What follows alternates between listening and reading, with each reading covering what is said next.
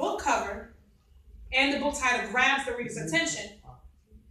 Grabs the reader's attention because you see the title. You see Killing Prince Charming. You also see my godson on the picture because so many times we look at Prince Charming and he has all the charismatic features that we want. And so therefore it's important to have a book title that grabs your attention. Killing Prince Charming, immediately you're like, I want to know more about Prince Charming. I want to know more about what that book is about, what the title is about. The second one I have for you is called Empty Arms, From Miscarriage to Motivation. So immediately you know that the book is going to be about someone having a miscarriage, somebody getting motivation, because I give you that. I tell you what the book is about. And then the third one I have is I Have a Ring, Now What? You know that this is going to talk about relationships. It's going to talk about whether it's a marriage or whatever it's talking about, it's going to deal with the ring. And then the pictures on the book, the actual graphics, give you a better illustration of what the book is about. So grabs the reader's attention. You want to grab the reader's attention. So it's very important that you grab the attention with your book title. You want a title that is catchy. For example, I Have the Ring. That's catchy. Okay, who has the ring? Let me find out about it. The next one, Killing Prince Charming. That's a catchy title because it's like, oh, okay, why did we kill Prince Charming? What's Prince Charming? And then Empty Arms, From Miscarriage to Motivation. Okay, I'm going to learn about a miscarriage, so I got to prepare myself for emotions, prepare myself to find out about this book. The second one explains content. You can look at my title of all three books and you know what the content is. When you have a title, it's important that you explain the content with your title. You don't want to leave the readers guessing what your book is about. So it's important to explain the content. The third one, short and concise. A lot of times, not even when you go on Amazon, if you have long titles, then it drags out and then it'll put the dot beside it. You want the title to be short and concise. So I look at your title, bam, I know what it's about. And then the final one, it creates anticipation. Killing Prince Charming. I'm anticipating what's going to happen to Prince Charming. Why are we killing him? I'm anticipating I have the ring. Now what? What happens after I have the ring? I'm anticipating. So how are you motivated through your miscarriage? Something that's so devastating. How did you find motivation? So I am curious and anticipating what's going on. I have expectation. If your book title tells me miscarriage to motivation, I shouldn't find out about buying a car in this book. I should find out about miscarriage to motivation. If your book title is Killing Prince Charming, I should hear about Killing Prince Charming. I should stay on topic. If my book title is I Have the Ring, you need to tell me now what? I should stay on topic. So it creates that anticipation, expectation, and then also disinterest based on the title. Have you ever looked at a book and you're like, nah, the title draws me away. I really don't want to read that book. Your book title is so important because it's the first thing a reader sees. I know it's sort of like don't judge a book by its cover, but we're judging. Because when you look at a title, I need your title to grab me. I need your graphics, if you have them, to grab me. I need to know that whatever you're doing, I'm going to find out by the title. It all starts with a title. The title builds anticipation. It builds expectation. And then if your title is off, I may not be interested, or I may go into it with the wrong expectations. Because I may say, well, the title is about little Sparky the dog. And then I read it and I'm like, oh no, it's about how Sparky the dog brings the family together. Your book title needs to grab you. So going over them again, grabs the reader's attention. All three of my books grab your attention because they're catchy titles. Explains the content. If I read my title, I should know what the book's about. Short and concise. You don't want a long title. You just want it to get it in, tell me what's it about. It creates anticipation. You always want your book titles to make the readers want to flip the page. And you always want to prevent disinterest. So if I can give you a catchy title, you'll read and you'll give me a chance. Sort of like seeing something flashy. I would be drawn to the flashiness. I would be drawn to the title and give the chance to see what happens next. So that's my spill on importance of a book title. So one question. All your books offer support? For my genre, a lot of times your titles are based on your genres. They're based on what you're doing. My genres are all self-help. So if you pick up one of my books, you're going to see self-help. But a lot of authors, such as Ms. Walton Durham, she doesn't have just one specific genre. So this one says self-help. So your book title should also pretty much tell the content, tell the genre of what you're looking at. And it should pretty much tell the reader what audience you're looking at. Because if I look at my book title and it says something like that, it'll pretty much tell me, for example, this book right here, Dedication. This one right here. Not only does it tell you, it says in the game called life, where will you find the motivation to keep going? And so this one one here says book 2 of my motivation series. But it does throw you off and think of sci-fi. It does. It throws you off and think of sci-fi, Yeah. but if you read book 1, and then the other part is it's important to do the back. That's extremely important, because if you read the back tells you about it, and all of my books have that on the back, where it tells you about the book. So not only is it important to do your title, but take a few minutes and educate us on the back of the book. Give us a little snippet of what we're looking forward to that can draw your reader in. So this one does. This tells you what's it about. But tell them how to have that book better.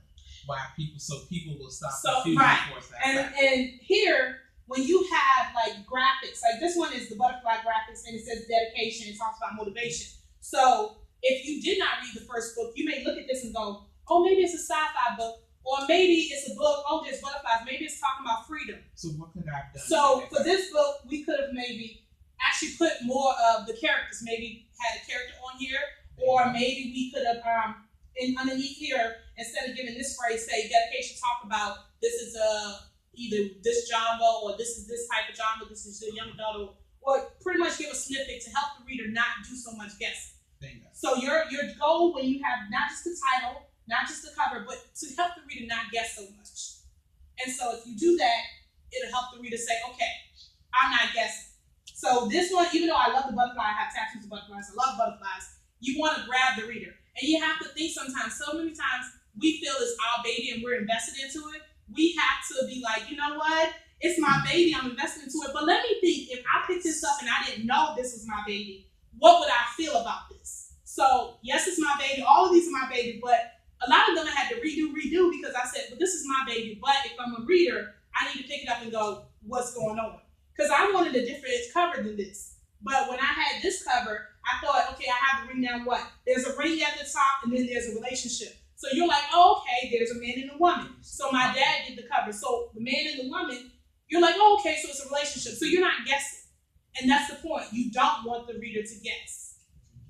But you're guessing on this one. Even though when you read it, it's amazing, but you have to take a chance. So you're looking at the title and you're like, do I want to take a chance on this because I'm not quite sure what it's about?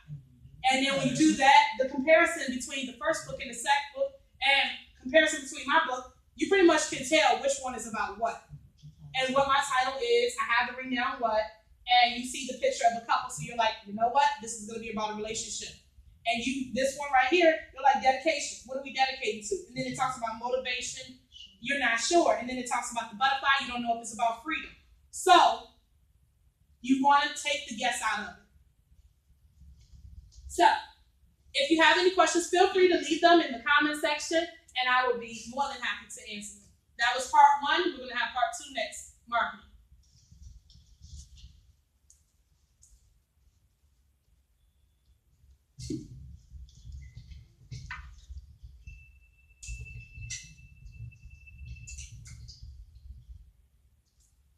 Good morning, my name is Alexandra Walton. I'm with the Southside Book and Writers Club. Our workshop today is on the importance of a title and marketing, part 3. Bullet 1 says, establish a marketing relationship. That's telling you to establish your relationship with your potential clients and the clients that you already have. Ask your clients or potential clients, what do they like? Whether you're writing a book, whether you do candles, I do candles. So I would survey my potential clients and ask them what kind of scents do they prefer. What size jars do they prefer? Do they prefer triangular shapes, circular shapes, rectangular shapes? Part 2, number 2, trade show marketing. It's just like going to a car show and you see different cars. You see cars from the 1960s that have been amped, as in revitalized. You have seen 1970 cars, 1999 cars, and more. But trade show marketing is the same way. With trade show marketing, this is when a specific industry showcases and demonstrates their new products and services. I am demonstrating my new products and services. Here I have one of my homemade pillar candles. It is mandarin orange. Here I have a 5-ounce game center candle. I then have a citrus lemon lime candle. Now each of these, I had to use a different amount of wax. Whether it was a half a pound of wax, a whole bag of wax, or a pound and a half of wax. Remember that trade show marketing shows and brings awareness to everything that you are doing. The importance of it is to get yourself and your brand out there. That's what you're supposed to do. If you're serious about your business, do that.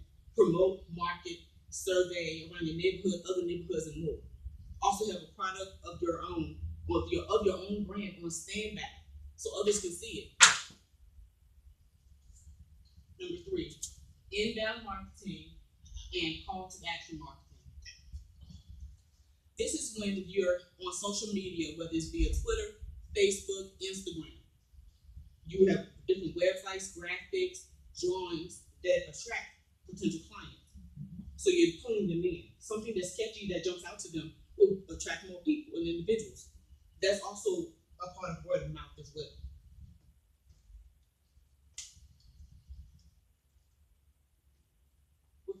With inbound marketing and call to action marketing, make sure that you market and promote yourself, because I'm sorry, I'm a little nervous. I'm trying to shake it off. I apologize. I'm going to say this. It is very important for us entrepreneurs and business individuals for us to survey our competition, so that way we also know where we stand with our products. What one company may have you pay for their product, you might not have people pay for yours. The brand that they are particularly marketing, you might not have that brand, but you do know that you can go out and get that brand. That means that you're imitating the brand. That does not mean that your brand is going to smell or be in the same context as theirs. It's going to be totally different and unique because it's your business and your brand. So you're putting your own unique touch on it. And that's all I have a question. Yes. With the trade show marketing, can you express how important it is to make sure you market in your area of expertise? So if you have scented candles, you should market at a car show and not like a flea market or something that has books and stuff like that. Market where you're going to get the business. That's what you should do. Market within your area of expertise of what you're doing. But another technique is for you to jump outside the box. Because with my candles, I would go to a car show and sell my candles. I would go to the flea market and sell my candles. Because 9 times out of 10, there might not be anyone else in that particular vicinity that will have the product that I have to sell. Smart. And that's me marketing my brand. Smart. See, that's why I say it's important to survey and check for your competition. Because when you go around and you view, then you see what everyone else has. So you know what you can do and where you can stand with your own product. Any other questions? I have a question for the trade show market. What about people going ahead and setting up and doing instead of just doing events with the trade show marketing? What about setting up a vendor's booth or a marketing booth at like Bellwood? That would be awesome for an entrepreneur to do. No matter what your brand is or your product is, always survey the area. And I'm going to keep saying that because there 9 times out of 10 there are not many other people within that area that are marketing what you have. Okay. So you're doing something new. You're bringing something else, something extra to the table for outside individuals to see that can become potential clients. It's also important to, when you do via social media, whether it's the email blast, Twitter, Instagram, all of that, it is important for you to do events. Like you were saying, the Bellwood flea market. It is important for people to do different types of events as far as Bringing awareness. Yes, you're bringing awareness. But it's such as like the Indie Urban Lit Fest. As people may know, may not know, SBWC will be there, and we all do something totally different. That's another way to bring awareness to your brand and to your product. Yes, and another thing is Facebook, via emails, everything that you can do on social media with the internet. It is important to start a group. You can start your own group, or you can be in someone else's, but promote awareness for each and every one of you. Promote one another, share one another's work, give each other critique. Miss Gillespie, I have sold you Alice candles before. Yeah. Please give me your critique on the different products that I have.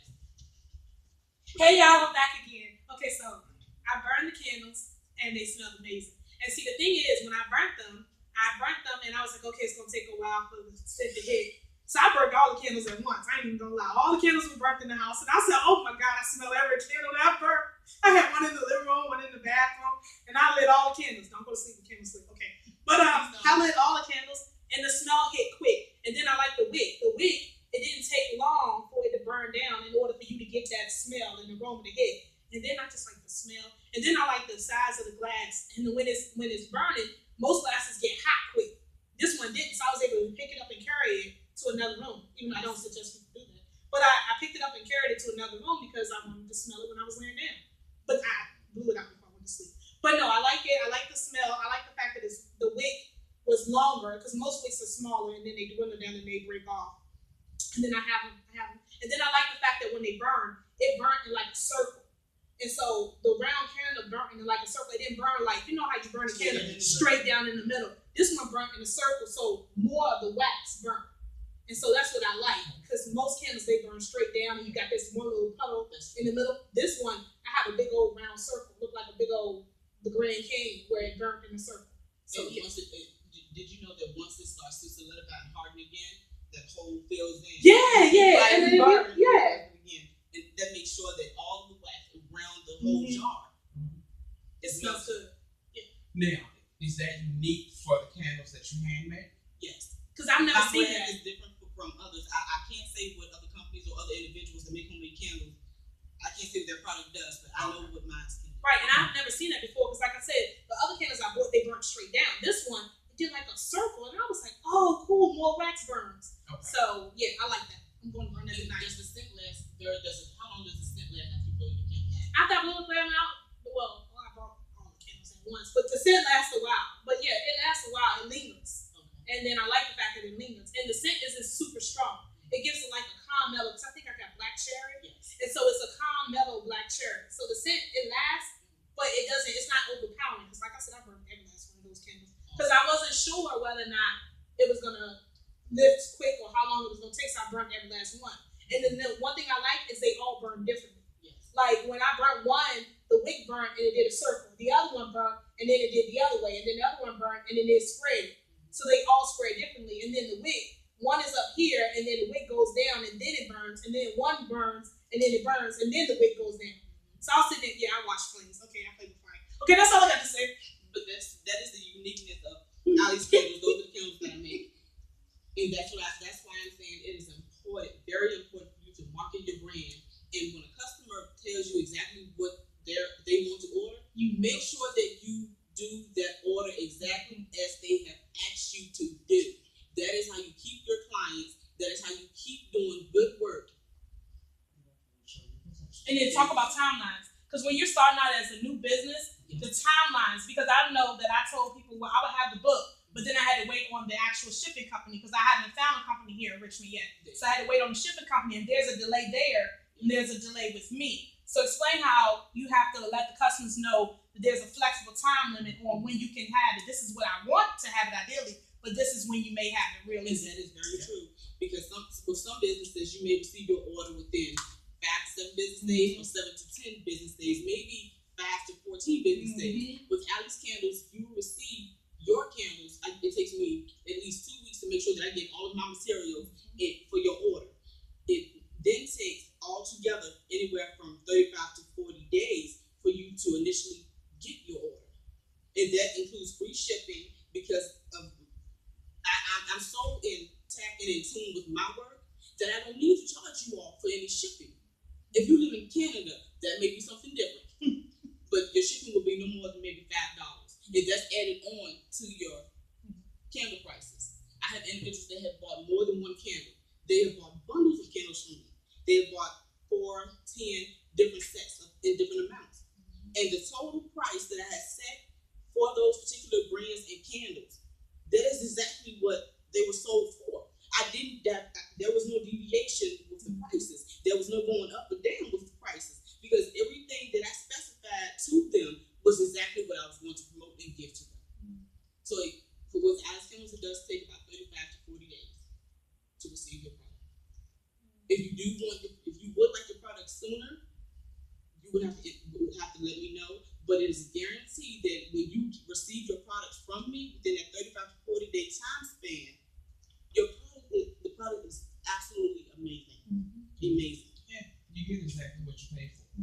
And honestly, for most entrepreneurs, they need to stick to a timeline. Yes. For people who want it before chance or earlier, you shouldn't. And the reason why I say you shouldn't is this. When you tell somebody that your time, because you have to make the candles. For people who don't understand that making candles or making anything by hand is hard. And it is. It's very time consuming, and I have to make sure that I measure out the right amount of wax. And not just measure that. with the right wick and the right size jar. Candles have to set. Yes, Right. they And do. mold, like so. Because I used to The crochet. longer that Yeah. the longer that my candles sit, the stronger the aroma will Right. be. So And you you- need yeah, people to it's important. understand if it's 35 to 45 days, it's Then more you need to wait perception. 35 40. And that's how it should be. And that's how it should stay. You know, and that's my opinion. I agree. Because I wouldn't, if somebody tell you, well, hey, I give you such and such for 2 weeks, That's not realistic. it's not. And my thing is that that's You want just, to put forth your best product. yeah. And you don't want to give people a little The false hope that it's going to be ready, and then it hasn't bingo. set. And then with me, I Bingo. crochet. And if you ask me, I used to crochet and used to sell them. If you ask me for a blanket, it's going to take me time because A, I have a regular job. B, it takes time. You don't sit there and just like, ooh, it's crochet. You got to do the patches. You got to do the slip work. And it takes time. And when you're one person doing it, they have to understand it's a lot for one person. Don't say you have more than one order, more than one candle in that one order. It takes time. So if I tell That's you also 30 to why- 45, let me have that. But that's also why it's good for each entrepreneur to have inventory. Mm-hmm. Yeah. You Yeah, always that's true. make sure that you have inventory. Mm-hmm. So if you have 5 customers that want the same order, the same scent, the You same should have work, you you should should have- already have you some should. in stock. Yeah. Yes. Okay. So it's good to like have a bundle in stock. I need to work on that because it's like just like with books, you need to have a set amount in stock for the books. I'm gonna get better on that this month. I think we all are. Okay, ladies, so are we done for the workshop? Yes, Yes, we we're done. Thank you so much. Thank you so much for joining us this morning. Afternoon, evening, all that good stuff. Yes. Thank you.